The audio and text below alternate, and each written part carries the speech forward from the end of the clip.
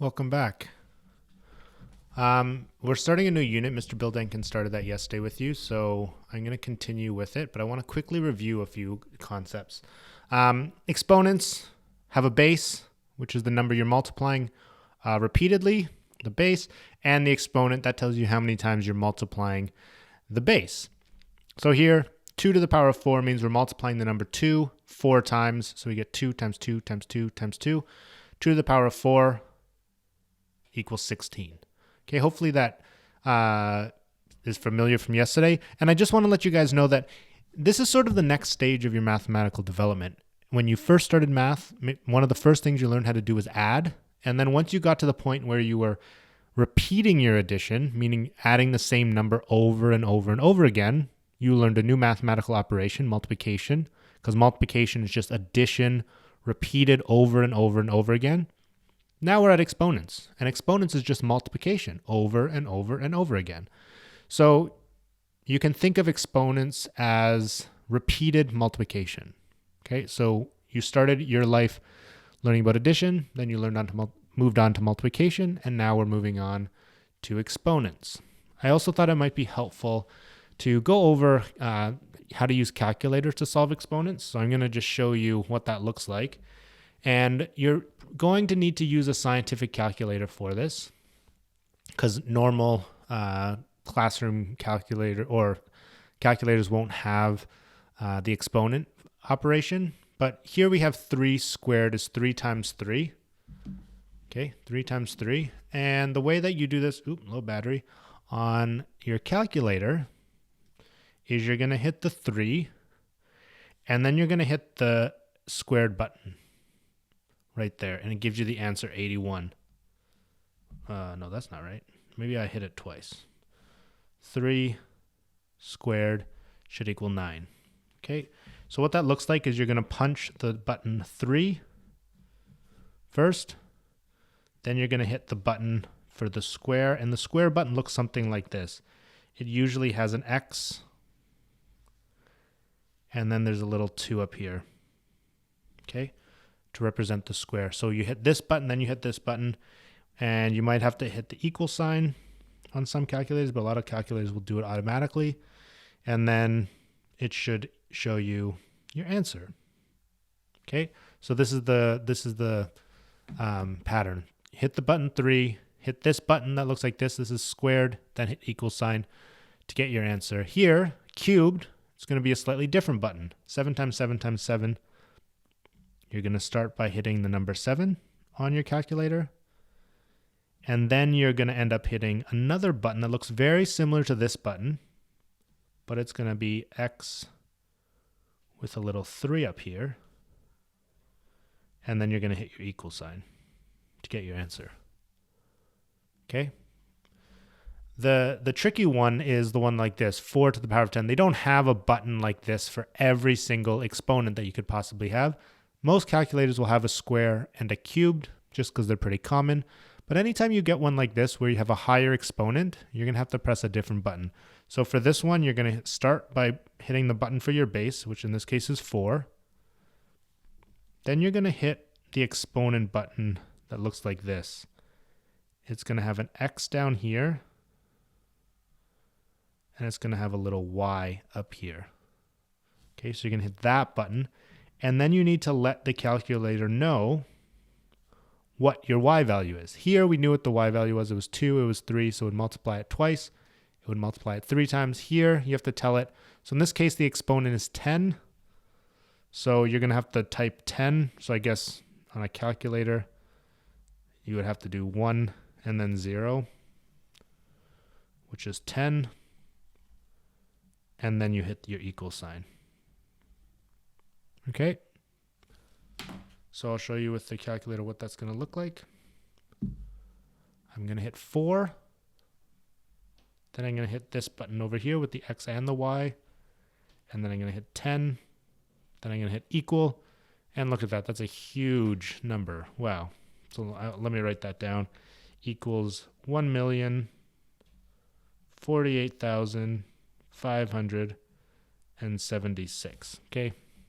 Not very common you're going to be using exponents that big, but once in a while you're going to have to. Okay, the lesson for today, that's not actually the lesson for today, but that's all important stuff. The lesson for today is all about roots. Okay, so roots are sort of going to take into consideration what you learned yesterday and what we've been doing for the last number of weeks. It's sort of the opposite of exponents. In the same way that subtraction is sort of the opposite of addition, division is the opposite of multiplication. Okay, so if we had 4 squared equals 16, if you wanted to work backward, if you wanted to ask yourself what number multiplied by itself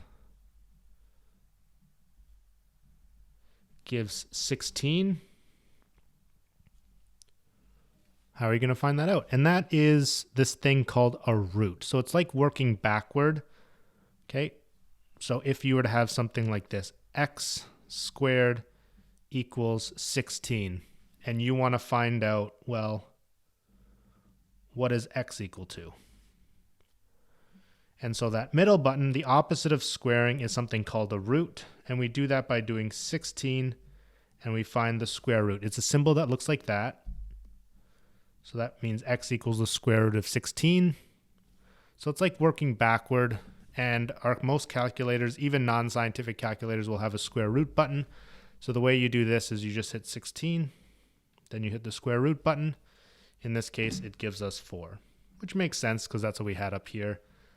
So you're not always going to write it like this. Like, I'm just going to give you some examples right now that don't involve the algebra bit.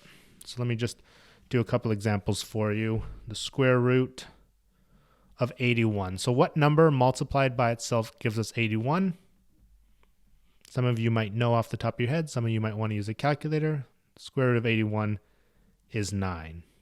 Because I can do it over here. 9 times 9 equals 81. Okay?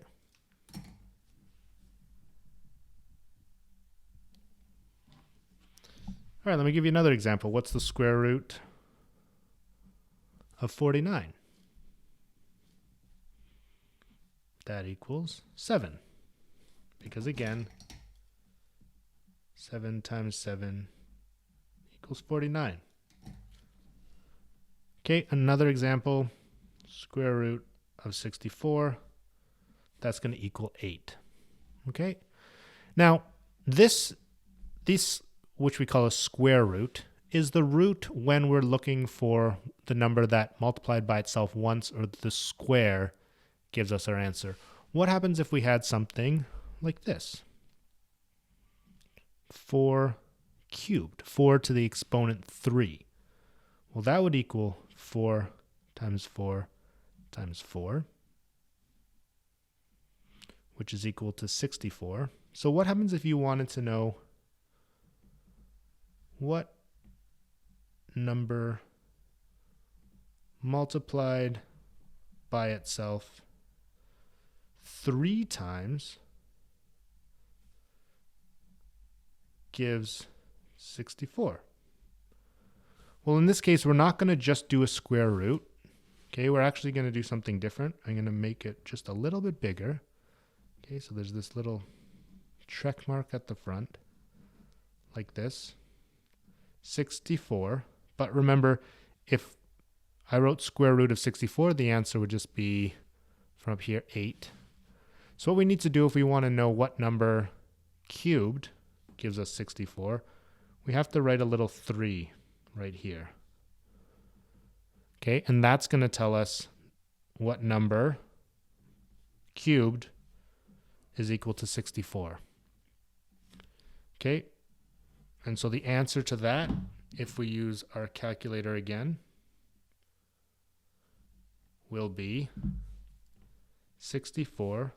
And then there's a button here. You're going to see a button here, and it's going to give us the answer of 4. Okay, so there's 2 buttons on your calculator typically. For the square root, the button is going to be either it'll just look like this, or it'll look like this with a little 2 there. So that's for the square root.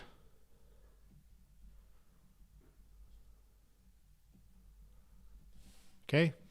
If we wanted to do the cube root, so what number multiplied by itself 3 times, the button on your calculator is going to look like this with a little 3 right there. Okay. So let's maybe do another couple questions. What if I had the number 125, but I wanted to find the cube root? So what number multiplied by itself 3 times? And that's the symbol equals what? Okay, and usually we're just going to use our calculator to answer this. So we'll type 125, and then we're going to punch this button on the calculator with the 3 there. Okay, and then we'll hit equals. And my calculator is telling me that the answer is 5. So the cube root of 125 is equal to 5. Okay. Another example. If we wanted to find the cube root of 1000, well, then we're going to type 1000 cube root on our calculator equals on the calculator, and my calculator is telling me it's 10. Okay. So the cube root of 1000 equals 10. Okay, and the last type of example that we're going to have is, actually, it's been a pretty long video, so I think maybe what we'll do is we will stop there for today, and maybe Mr. Bildenkin will go over when this number is not 2 or 3. Maybe we'll do that tomorrow. So for today, all you guys need to understand is square roots and cube roots. Okay, so square roots look like this. Cube roots look like this. And that's for finding out what number squared equals, for example, 81, and what number cubed equals 125. Okay, so that's what you guys need to know for today. Square roots, cube roots, all of your questions today are going to be based on that, and it's going to be a Google form again. So good luck with the work, and if you have any questions, feel free to email us. Have a great day. Bye-bye.